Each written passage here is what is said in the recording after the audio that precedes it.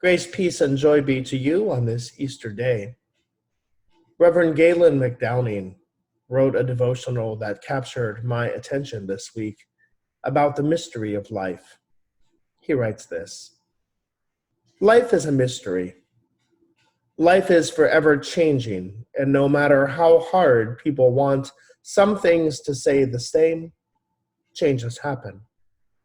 For some people, the unpredictability of life is problematic. The human ego, functioning out of fear of the unknown, tries to control situations, people, politics, religion, and anything it can dominate to maintain control and feel safe. Some people are looking for assurance in the midst of constant evolution. The challenge is, no matter how hard we try to preserve a way of life, it will change. Faith allows us to become independent thinkers. When we keep our faith in God, our thinking will not be determined by limited paradigms, but by the context of love, wholeness, and prosperity. Charles Fillmore wrote that faith is the perceiving power of the mind linked with the power to shape substance. Faith is our ability to see the possibilities of life.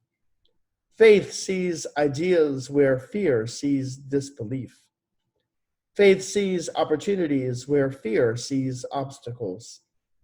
Faith sees potential where fear sees problems. Faith sees abundance where fear sees lack and limitation.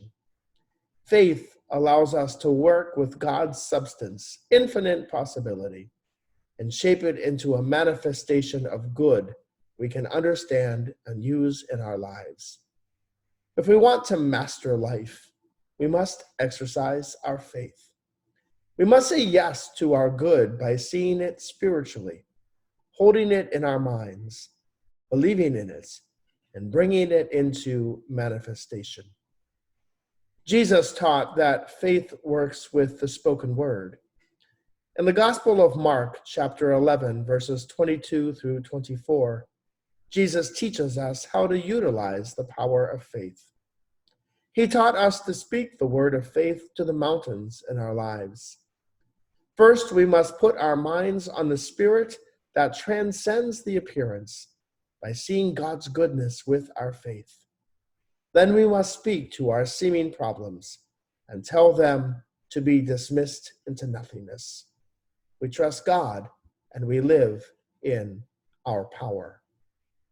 Now, dear friends, not everything about that devotion is particularly Lutheran.